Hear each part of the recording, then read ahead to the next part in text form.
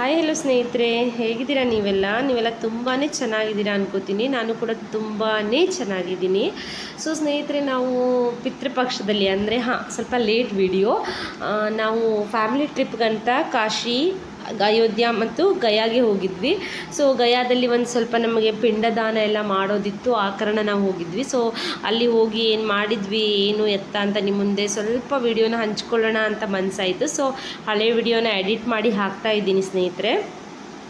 First ನಾವು ಮುಂಬೈದಲ್ಲಿ ನಾವು morning reach ಆದ್ವಿ, ಇಲ್ಲಿಂದ ಊರಿಂದ ಹೊರಟಂಥವ್ರು. ಸೊ ರೀಚ್ ಆಗಿಬಿಟ್ಟು ನಾವು ಫಸ್ಟ್ ಮುಂಬೈದಲ್ಲಿ ದಾದರ್ದಲ್ಲಿರುವಂಥ ಸ್ವಾಮಿ ಸಮರ್ಥ ಮಠ ನಮಗೆ ದರ್ಶನ ಮಾಡಬೇಕಿತ್ತು. ಆದ ಕಾರಣ ನಾವು ಅರ್ಲಿ ಮಾರ್ನಿಂಗ್ 3:30ಗೆಲ್ಲ ರೀಚ್ ಆಗಿದ್ವಿ. ಸ್ವಲ್ಪ ಹೊತ್ತು ರೈಲ್ವೆ ಸ್ಟೇಷನಲ್ಲಿ ವೇಟ್ ಮಾಡಿಬಿಟ್ಟು ಆಮೇಲೆ ಲೋಕಲ್ ಟ್ರೈನ್ ಹಿಡ್ಕೊಂಡು ನಾವು ನಮ್ಮ ಮಾವನ ಮನೆಗೆ ಹೋದ್ವಿ, ಜೋಕಿ ಮುಂಬೈದಲ್ಲಿ ಇರೋವಂಥದ್ದು. ಅಲ್ಲಿ ಹೋಗಿಬಿಟ್ಟು ಅಲ್ಲಿಂದ ದಾದರ್ದಲ್ಲಿ ಏನು ಮಠ ಇದೆ, ಶ್ರೀ ಸ್ವಾಮಿ ಸಮರ್ಥರ ಮಠ, ನಾನು ಅಕ್ಕಲ್ಕೋಟ್ ಸ್ವಾಮಿ ಸಮರ್ಥರ ವಿಡಿಯೋ ಹಾಕಿದ್ನಲ್ಲ, ಸೊ ಅದೇ ಮಠಕ್ಕೆ ನಾವು ಹೋದ್ವಿ.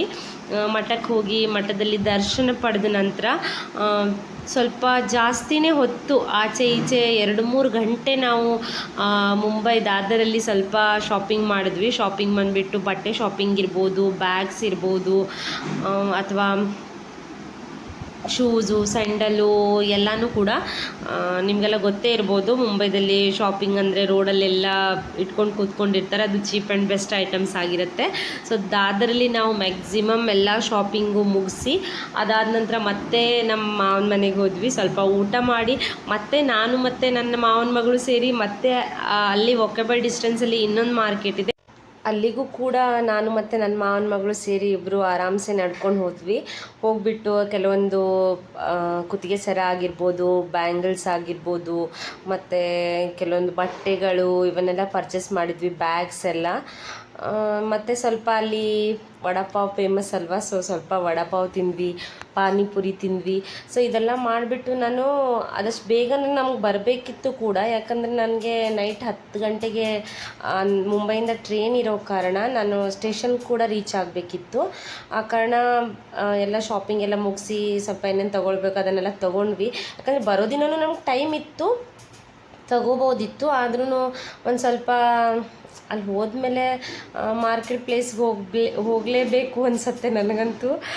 ಸೊ ಹೋಗಿಬಿಟ್ಟು ಒಂದು ಸ್ವಲ್ಪ ಮಾರ್ಕೆಟಿಂಗ್ ಎಲ್ಲ ಮುಗಿಸಿ ಅಲ್ಲಿಂದ ಬಂದುಬಿಟ್ಟು ಜಟ್ಪಟ ಅಂತ ಮನೇಲಿ ಊಟ ಎಲ್ಲ ಮಾಡಿಬಿಟ್ಟು ಅಲ್ಲಿಂದ ಟ್ಯಾಕ್ಸಿನ ಕರೆಸಿ ರೈಲ್ವೆ ಸ್ಟೇಷನ್ಗೆ ಹೋದ್ವಿ.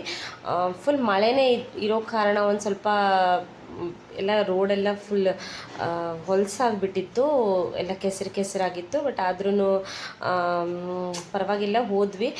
ಬಟ್ ರೈಲ್ವೆ ಸ್ಟೇಷನ್ ಮಾತ್ರ ಅಲ್ಲಿ ತುಂಬ ಚೆನ್ನಾಗಿದೆ, ದೊಡ್ಡದಾಗಿ.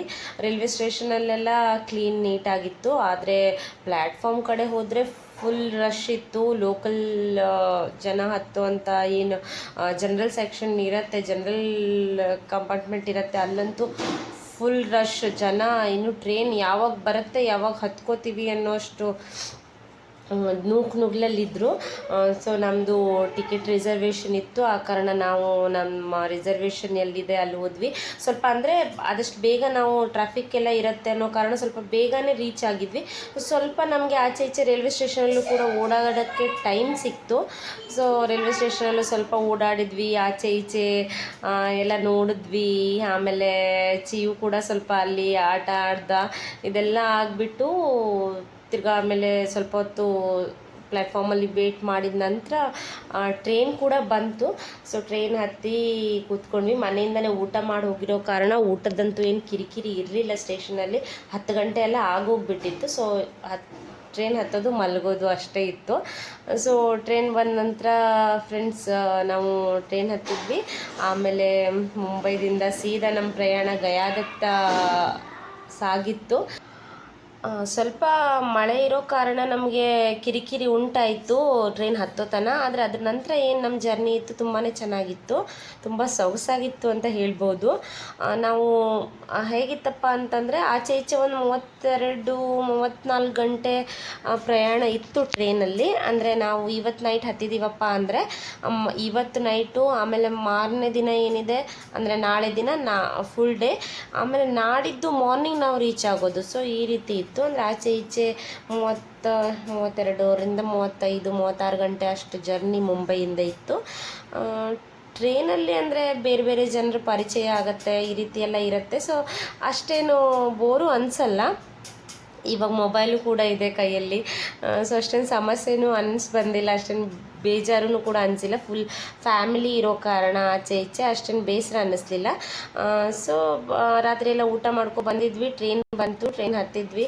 ಆರಾಮ್ಸೆ ಮುಂಬೈದು ಏನು ನೈಟ್ ಜರ್ನಿ ಇದೆ, ಬಿಲ್ಡಿಂಗ್ಸ್ ಎಲ್ಲ ಲೈಟಿಂಗ್ಸ್ ನೋಡ್ಕೋತಾ ನಾವು ಹೊರಟ್ವಿ. ಸೊ ಅದಾದ ನಂತರ ನಾವು ಗಯಾಗೆ ರೀಚ್ ಆದ ನಂತರ ಅಲ್ಲಿ ಏನಾಯಿತು, ಆಮೇಲೆ ನಾವು ಏನು ಸಂಕಲ್ಪ ಇಟ್ಕೊಂಡು ಹೋಗಿದ್ವಿ ಪಿತೃಪಕ್ಷದಲ್ಲಿ, ಯಾವ ರೀತಿಯಲ್ಲಿ ಪಿಂಡದಾನ ನಡೆಯುತ್ತೆ, ಏನಕ್ಕೆ ಮಾಡ್ತಾರೆ ಅನ್ನೋದನ್ನು ನಾನು ನಿಮಗೆ ನೆಕ್ಸ್ಟ್ ವಿಡಿಯೋದಲ್ಲಿ ಹೇಳ್ತೀನಿ. ಅಲ್ಲಿ ತನಕ ನಿಮಗೆಲ್ಲರಿಗೂ ಖುಷಿಯಾಗಿರಿ ಅಂತ ಹಾರೈಸ್ತೀನಿ ಸ್ನೇಹಿತರೆ. ಸೊ ಎಲ್ಲರೂ ಖುಷಿಯಾಗಿರಿ. ಥ್ಯಾಂಕ್